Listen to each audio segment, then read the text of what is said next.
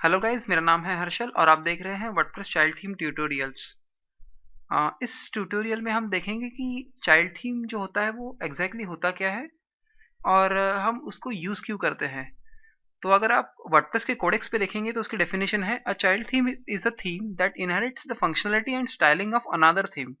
यानी child theme basically एक ऐसी थीम होती है जो उस दूसरी थीम्स की फंक्शनैलिटी और स्टाइलिंग इनहेरिट करती है। मींस जो फंक्शनैलिटी जो हम functions डॉट पीएचपी में लिखते हैं और स्टाइलिंग जो हम स्टाइल डॉट सीएसएस में लिखते हैं, ये सारी वो एक पेरेंट थीम से चाइल्ड थीम इनहेरिट करती है।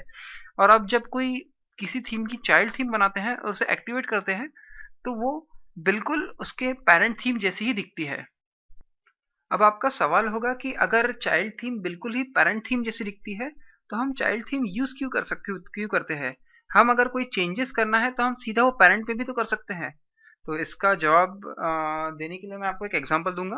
लेट्स से मैं इंटरनेट पे जाता हूँ, बेसिकली मेरे वर्डप्रेस ब्लॉग पे wordpress.org पे, और मुझे वहाँ पे थीम्स देखता हूँ। उसमें से एक थीम मुझे बहुत पसंद आती है, लेकिन उसके जो बैकग्राउंड कलर है बेसिकली वो है पिंक, और मुझे वो पिंक पसंद नहीं है तो मैं वो चेंज करके ब्लू रखना चाहूँगा।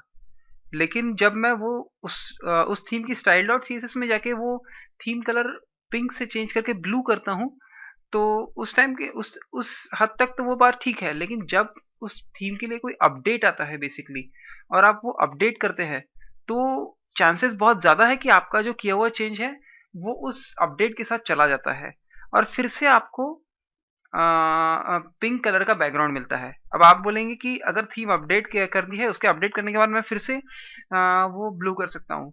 यहाँ तक तो ठीक है, लेकिन अगर सोचिए आपने बहुत सारे चेंजेस किए हुए हैं आपकी पेरेंट थीम में, आपकी थीम में, और उसके बाद अगर कोई अपडेट आता है और आप अपडेट करते हैं तो आपको आपके सारे चेंजेस लॉस्ट हो जाएंगे और आपको पूरी चेंजेस वापस से मैन्युअली करने पड़ेंगे। लेकिन इसका एक बहुत ही इजी सोल्यूशन है। आप चाइल्ड थीम को एक्सटेंड पेरेंट थीम को एक्सटेंड करके एक चाइल्ड थीम बना सकते हैं।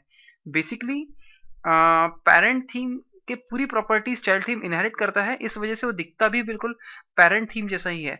बस अगर आप लेकिन कोई चेंजेस उसकी चाइल्ड थीम में करते हैं तो वो पेरेंट थीम अपडेट करने से उनका लॉस नहीं हो जाता, वो वैसे के वैसे ही रहते हैं। तो इस सिचुएशन में आप ये एक बेनिफिट होता है चाइल्ड थीम का कि पेरेंट अपडेट करने से चाइल्ड थीम के चेंजेस जाते वॉश आउट नहीं हो जाते हैं।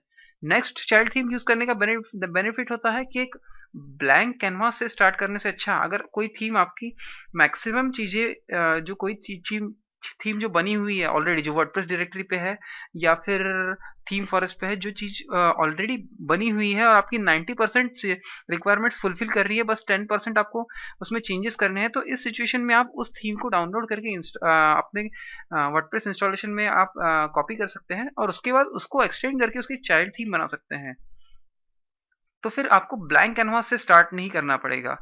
और साथ ही उसमें ये भी फीचर हो सकता है कि बेसिकली अगर इनकेस आप चाइल्ड थीम में गलती करते हैं तो आपको पेरेंट थीम को डिलीट करने की कोई ज़रूरत नहीं है। आप चाइल्ड थीम डिलीट कर दीजिए और फिर से एक नई चाइल्ड थीम आप बना सकते हैं।